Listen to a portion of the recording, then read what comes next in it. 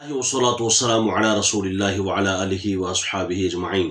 मोहतरम सामीन और नाजरीन, पहले ये वीडियो मुलाहिजा फरमाएं।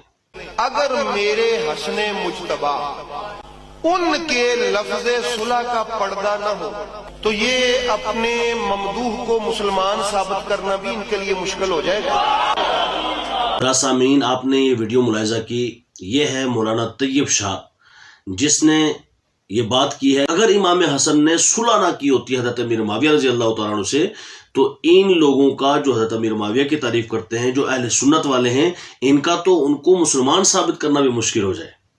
अस्तगफिरुल्लाहिल अज़ीम, किस तरह अपने बोझ और अपने कीने का इजहार करता है। अल्लाह तबारक व तआला तो कुरान में इरशाद फरमाता है, वनज़अना मा फी सुदूरिहिम मिन गिल, ये वो मोमिनीन है सहाबा किराम अलैहिम रिज़वान के इनके दिलों से तो कीना खींच लिया गया है। मौला अली रज़ी अल्लाह तआला अन्हु कोई बोझ नहीं रखते थे, कोई कीना नहीं रखते थे हज़रत अमीर मुआविया के खिलाफ, और हज़रत अमीर मुआविया भी हज़रत मौला अली के खिलाफ कोई बोझ और कीना नहीं रखते थे। बिल्कुल गलत और झूठ और प्रोपेगेंडा कि जनाब ये गालियां देते थे, दिलवाते थे, सब झूठ, सब फ्रॉड। अब इसका फ्रॉड जो है, इसका मैं पर्दा चाक करता हूँ। कहता है कि इमाम हसन अगर सुलह ना करते तो अमीर मुआविया को तो मुसलमान साबित करना मुश्किल हो जाता। मैं कहता हूँ बेवकूफ खबीस आदमी, बेगैरत आदमी, कोई गैरत कर, कोई शर्म कर। हजरत मौला अली करमल्लाहु तआला वजहुल करीम भाई फरमा रहे हैं हजरत अमीर मुआविया को, जाओ नहजुल बलागा उठाओ। फरमाया ये हमसे लड़ते हैं, इनको मालूम नहीं है कि असल हकीकत क्या है। असल बात तो ये है कि ये हमारे भाई हैं, कोई बात नहीं, भाइयों में झगड़ा हो जाता है, वो भाई कह रहे हैं। और फिर खुद इमाम हसन रज़ी अल्लाह तआला अन्हु के ऊपर तुम्हारी बात आ रही है कि इमाम हसन ने सुलह फरमाई। तुम तो इस अंदाज में पेश कर रहे हो कि सुलह का पर्दा ना होता तो मुसलमान साबित करना मुश्किल होता, और इमाम हसन ने सुलह इसलिए फरमाई ताकि साबित हो जाए, दुनिया वालों को पता चल जाए कि जिस हसन ने सुलह की है, जिस हसन ने बैअत की है, जिस हसन ने खिलाफत सौंपी है, वो ऐसे ही नहीं सौंपी, बल्कि इमाम हसन के नजदीक कोई पूरा रोए जमीन पर उस वक्त अमीर मुआविया से ज्यादा बासलाहियत होता, कोई अहल होता और कोई आला दर्जे का मुसलमान होता तो उसको खिलाफत दी जाती। उस वक्त उनसे बड़ा कोई जो है वो अहल नहीं था, इसलिए किसी को खिलाफत नहीं दी, बल्कि अमीर मुआविया को खिलाफत दी। क्यों? क्योंकि वो हदीस पाक सामने थी कि खिलाफत राशिदा का ये ज़माना होगा, और उस ज़माने में इमाम हसन के 6 महीने भी थे, वो पूरे हो चले।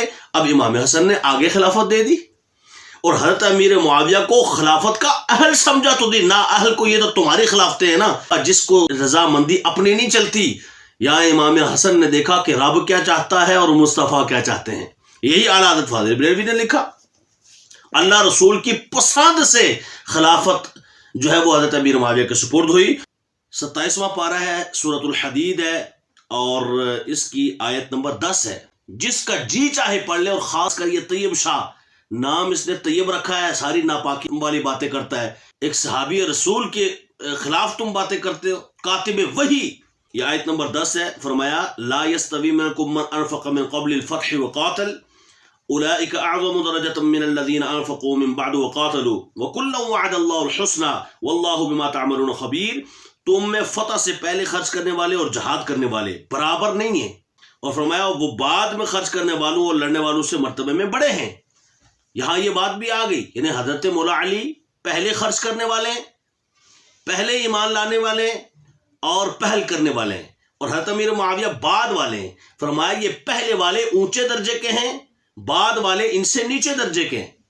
पता चला कि हम कुरान पढ़ के बताते हैं अल्हम्दुलिल्लाह, अहले सुन्नत कभी भी मौला अली करमल्लाहु तआला वजहुल करीम को हजरत अमीर मुआविया के बराबर नहीं करते, बल्कि ऊंचा समझते हैं। और हम क्या, हमें कुरान ने बताया इसलिए ऊंचा समझते हैं। लेकिन ये तवज्जो करना कि इनकी शान और मर्तबा ये है हजरत अमीर मुआविया की कि वो जो बाद वाले हैं, अल्लाह ताला फरमाता है वो बाद वाले अगरचे पहले वालों से कम दर्जे के हैं, लेकिन कुल्लन वअद अल्लाहुल हुस्ना, अल्लाह ने पहले वालों से अबू बकर, उमर, उस्मान, अली, इनसे भी, और बाद में खर्च करने वाले, बाद में ईमान लाने वाले, जिसमें अमीर मुआविया रज़ियल्लाहु तआला अन्हु भी शामिल हैं, फरमाया इन सब से अल्लाह ने जन्नत का वादा फरमा लिया।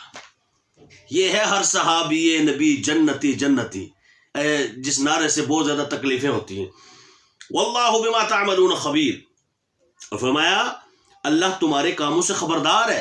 جو تم کرنے والے ہو تعملون، جو آئندہ بھی کرو گے نا، اللہ تبارک و تعالیٰ خبردار ہے کہ تم کیا کرو گے. تمہاری جنگیں، جنگ صفین، نہروان، جمل، ساری جنگیں میرے سامنے ہیں. اور فرمایا اللہ ان سب کو جاننے کے باوجود فرماتا ہے تم سے جنت کا وعدہ کر لیا. کیوں؟ اللہ جانتا ہے کہ ان کے دل میں کینہ نہیں ہے، ایک دوسرے کے خلاف بغض نہیں ہے ذاتی طور پہ. ان کی لڑائیاں اور جنگیں جو ہے وہ ذات کی خاطر نہیں، یہ ایک شرعی مسئلے کی خاطر ہیں. تو اجتہاد یہی تو ہوتا ہے نا کہ جو قرآن و سنت کی روشنی میں اجتہاد کرے، اگر صحیح ہو تو 2 گنا ثواب ملتا ہے، صحیح نہ ہو تو 1 گنا ثواب ملتا ہے. کیا شان ہے امیر معاویہ کی، جنگیں کر کے بھی ثواب ہی ملتا ہے، 1 گنا ثواب ملتا ہے. کیونکہ ان کی جنگیں ذات کی وجہ سے نہیں تھی. کہ حضور کی حدیث پاک ہے کہ جب حضرت عثمان کو مظلومانہ شہید کیا جائے گا تو حق پر وہ ہوگا جو عثمان کے ساتھ ہوگا. اس حدیث کو دلیل بنا کر حضرت امیر معاویہ رضی اللہ تعالیٰ عنہ جنگ فرماتے تھے. اگرچہ حق پر حضرت مولا علی کرم اللہ تعالیٰ وجہ الکریم تھے اور سامنے حضرت امیر معاویہ رضی اللہ تعالیٰ عنہ خطائے اجتہادی پر تھے. پوچھو ذرا امام حسن سے کیوں صلح کی؟ کیونکہ قرآن کی وہ آیت جو ابھی میں نے آپ کو سنائی یہ سامنے تھی کہ اعلیٰ درجے کا وہ مسلمان ہے، اور یہ حدیث بھی سامنے تھی جو میں سنا رہا ہوں بخاری شریف کی، کہ فرمایا یہ میرا بیٹا حسن ان نبنی ھذا سید لعل اللہ ان یصلح به بین فئتین عظیمتین من المسلمین، 2 مسلمانوں کی عظیم جماعتوں کے درمیان صلح کرائے گا. تو یہ مسلمان ہم کیا کریں گے بھائی؟ مسلمان ہی ثابت نہ کر سکتے ہو، قرآن انہیں مسلمان ثابت کر رہا ہے، حدیث رسول مصطفیٰ مسلمان ثابت کر رہے ہیں. ابھی جنگ نہیں ہوئی، پہلے ہی حضور فرما رہے کہ میرا یہ بیٹا حسن مسلمانوں کے درمیان صلح کرائے گا. تو اللہ نے فرمایا مسلمان امیر معاویہ کو، حضور نے فرمایا مسلمان، اور خود امام حسن نے اعلیٰ درجے کا مسلمان سمجھا، تب ان کو خلافت سونپی. اعلیٰ حضرت فاضل بریلوی رحمۃ اللہ تعالیٰ علیہ فتح رضویہ جلد 29 صفحہ نمبر 375 سے آگے، اہل سنت کے نزدیک ان میں سے کسی ادنا صحابی پر بھی طعن جائز نہیں. صفحہ نمبر 377 میں فرماتے ہیں رہے امیر معاویہ رضی اللہ تعالیٰ عنہ تو ان کا درجہ ان سب کے بعد ہے، مگر فضل صحبت و شرف صحابیت خدائی دین ہے جس سے مسلمان آنکھ بند نہیں کر سکتے. تو ان پر لعن طعن یا ان کی توہین و تنقیص کیسے گوارا رکھیں اور کیسے سمجھ لیں کہ مولا علی کے مقابلے میں انہوں نے جو کچھ کیا بر بنائے نفسانیت تھا. صاحب ایمان مسلمان کے خواب و خیال میں بھی یہ بات نہیں آ سکتی. اللہ طیب شاہ ذرا دیکھ، توجہ کر، اور اس جیسے جتنے بھی نام کے طیب ہیں یہ سارے غور کریں کہ اعلیٰ حضرت کیا فرما رہے ہیں. فرمایا کہ کوئی مسلمان سوچ بھی کیسے سکتا ہے کہ بربنائے نفسانیت اپنی ذاتی خواہش کی بنا پہ انہوں نے یہ سب کچھ کیا؟ نہیں. فرمایا صاحب ایمان مسلمان کے خواب و خیال میں بھی یہ بات ہرگز نہیں آ سکتی. حضرت حسن مجتبی رضی اللہ تعالیٰ عنہ نے حسب بشارت اپنے جد امجد سید المرسلین صلی اللہ علیہ وسلم کے بعد اختتام مدت خلافت راشدہ کے منہاج نبوت پر 30 سال رہی، اور سیدنا امام حسن مجتبی رضی اللہ تعالیٰ کے 6 ماہ مدت خلافت پر ختم ہوئی. این معرکہ جنگ میں ایک فوج جرار کے ہمراہی کے باوجود ہتھیار رکھ دیے اور ملک اور امور مسلمین کا انتظام و انصرام امیر معاویہ کو سپرد کر دیا. این جوانی کے عالم میں حضرت امام حسن و حسین نے 40,000 کا لشکر جرار موجود تھا اور حضرت امیر معاویہ کے ہاتھ پر بیعت کی، انہیں خلافت سپرد کی اور ان کو امور مسلمین ان کے حوالے کر دیے. جبکہ جنگ حضرت امام حسن و حسین نے 40,000 کا لشکر جرار موجود تھا اور حضرت امیر معاویہ کے ہاتھ پر بیعت کی، انہیں خلافت سپرد کی اور ان کو امور مسلمین ان کے حوالے کر دیے. جبکہ جنگ بھی کر سکتے تھے، لڑ بھی سکتے تھے، جوانی کا عالم تھا. اس کا مطلب یہ ہے کہ اچھا سمجھا، اور اچھا عام مسلمان نہیں بلکہ اس زمانے کے مسلمانوں سب سے اعلیٰ سمجھا، تب جا کے ان کو خلافت دی. جو ہی حضرت امیر معاویہ دنیا سے وصال فرماتے ہیں اور یزید آتا ہے تو حضرت امام حسین بول پڑتے ہیں، جبکہ اب بڑھاپے کا عالم ہے.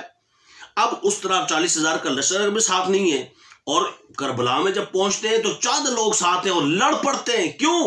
فرمایا وہاں لڑنے کی وجہ نہیں تھی، اس لیے کہ 20 سال جو امیر معاویہ نے گزارے وہ سبحان اللہ بہت بہترین تھے. سیدوں کو سوچنا چاہیے کم از کم اس مقام پر.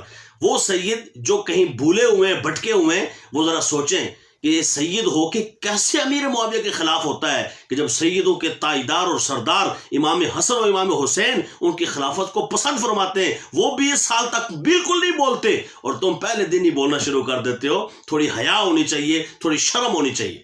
لیکن یزید کے خلاف پہلے دن ہی فرمایا نہیں یہ ٹھیک نہیں ہے، اس کی عادات ٹھیک نہیں، اطوار ٹھیک نہیں. یہاں بڑھاپے کے عالم میں بندے بھی ساتھ تھوڑے سے لائے ہوئے پھر بھی لڑ پڑے، پھر بھی ان کے خلاف بات کی. وجہ کیا تھی؟ فرمایا ادھر حق ہی حق تھا اس لیے 20 سال تک نہ بولے، ادھر غلط ہی غلط ہے اسی لیے پہلے دن بول پڑے ہیں۔